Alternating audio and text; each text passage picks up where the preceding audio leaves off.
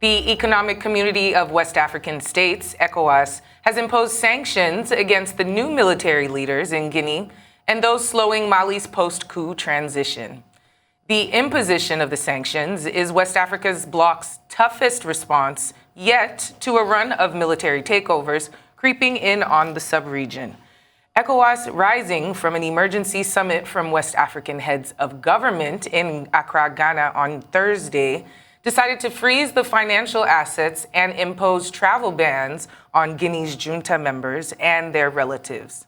The heads of government from the regional bloc insist on the release of Guinea's president, Alpha Condé, and a short transition, which ECOWAS Commission President Jean-Claude Cassy-Brou says should be held within the next 6 months. ECOWAS, in a post-summit communiqué, also piled on more pressure on Mali's transitional government, demanding they stick to an agreement to organize elections for February 2022 and also present an electoral roadmap by next month. It warns that anyone in Mali hindering preparations for the elections faces the same sanctions as those imposed on Guinea. For more on this developing story, we are now being joined by Ibrahim Anoba, an African fellow at Atlas Network in Maryland, United States. Welcome, Ibrahim. What are the likely impacts? Yes, what are the likely impacts on the sanctions on the persons and the groups in Mali, in Guinea and Mali? Well, I think the sanctions are going to be many. First, we're going to see we are seeing a travel ban that will restrict the leaders in Guinea from traveling out of the country. Well, that means they will not be having the opportunity to pursue many of the bilateral relationships that they may think are necessary to stabilize the military government in Guinea.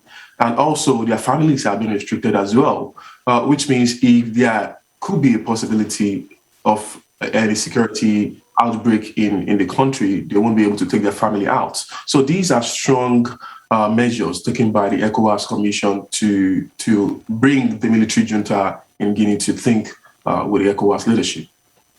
All right, some will say that that ECOWAS took too long to actually pull the trigger.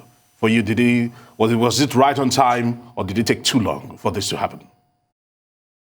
Well, personally, I think it's timely.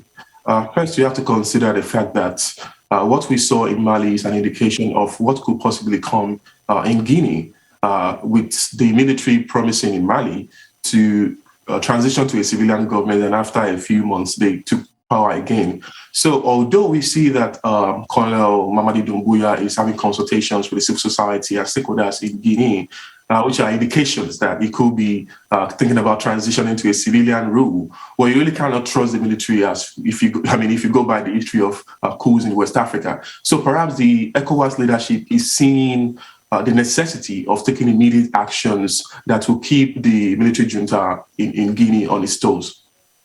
And what are the responses from the other African leaders? Have they said anything in positive or negative? And do you think this will somehow curb any type of behavior like this in the future in terms of coups within the sub-region? Well, I think generally the reception to that sanction has been sort of in agreement with what Ghana's Nana Akufo-Addo pulled out. I mean, Macky Sall of Senegal recently tweeted saying, pretty much weighing his support behind his colleague from Ghana. So I think the fact that ECOWAS is acting in unison here points to what could be an apprehension among the majority of West African leaders, because, you look at many West African countries which are still in civilian rule, many of them are going through some internal political turmoil or calls for restructuring. And the military in those countries have been in power in the past. So a lot of them are actually seeing the necessity of sanctioning Guinea and Mali as ways of making strong statements to prevent military governments or the military men in their respective countries from taking them out of power as well. All right, okay. Let me find out from you because some would also say that the sanctions are a little bit harsh, understanding the economic climate that is in Guinea at the moment. I mean, that could be right because, I mean, 44%, close to half of the 12 million population in Guinea are already living in poverty. So imposing further economic sanctions can only exacerbate that economic condition. But the question here for ECOWAS pretty much is what's going to be the trade-off? So if you impose these economic sanctions, what do you intend to gain in the end? And with the end, in this case, justify the means. So to the ECOWAS leadership, it's the end justify the means for them. They think that if they can put pressure on Doumbouya, it will transition to a democratically elected government, or worst case, bring Condé back to power, which I think is not going to happen. But the ECOWAS is pretty much watching out for itself here. And this is why I say this. If you look at Guinea, you look at the streets of Conakry and elsewhere, the support for Doumbouya is widespread. People are actually so happy that Condé is out of power.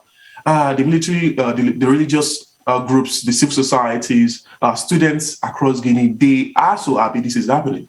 So if the actions of the military is bringing out positive responses from the locals, Guineans, which are the primary concern here, and ECOWAS is saying it doesn't like that. So what should we go with? I mean, this is a fundamental question for local scientists and commentators alike, that should we then see the interest of ECOWAS as superior to the interest of Guineans, whom, of course, the later of whom are supporting the military coup. So it's a kind of dicey situation that we have here in Guinea. It's a dicey situation with both sides, but how do you see this playing out for Guineans in Guinea?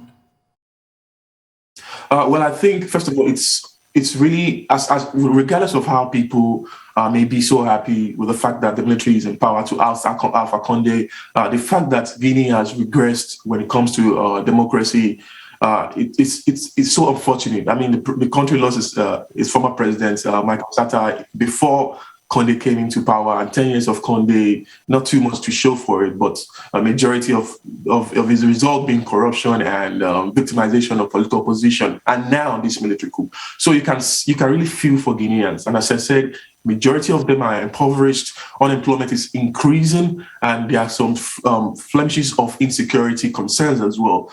I think the future for Guinea depends largely on how quick Doumbouya transitions to a democratically elected government, or at least a council that will then prompt international actors like ECOWAS, the African Union, to lessen sanctions against Guinea, and of course the neighbors as well, to reopen their borders to Guinea. But more importantly, for international donors or lenders like IMF or the World Bank to not cut ties with Guinea, although I do not pretty much advocate for foreign aid in Guinea. But again, humanitarian aid or economic relations could be something that Guinea really needs moving forward, at least in the immediate period, not on the long run.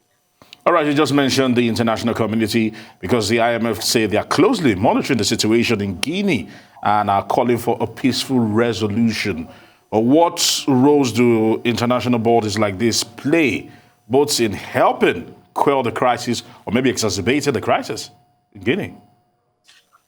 Well, I mean, we just have to quickly mention the fact that all of these Bretton Woods institutions are part of the reasons why many African countries are poor today, because of their structural adjustments and bad loan structures that eventually got subsided in the early 2000s. But again, we can see kind of a restructuring of relations, of approach to relating with Africa from IMF and the World Bank. I think I asked the former World Bank president in 2017 why the group should be restructuring its aid or loan approach to Africa. And he pretty much told me that they are looking at infrastructural loans or aid, and pretty much they drive away from the conventional giving cash to civilian governments who eventually corrupt them in Africa. So we can see a change in attitude from ECOWAS, from IMF and the World Bank as regards how it deals with its African partners. So I can say in that regard that it's necessary for Guinea to maintain a good relation with both institutions, IMF, World Bank, primarily because these institutions could be offering its loans that could be useful in bringing back its economy after this political chaos has been witnessed. Ibrahim Anoba, thank you, reporting on that situation in Guinea and Mali.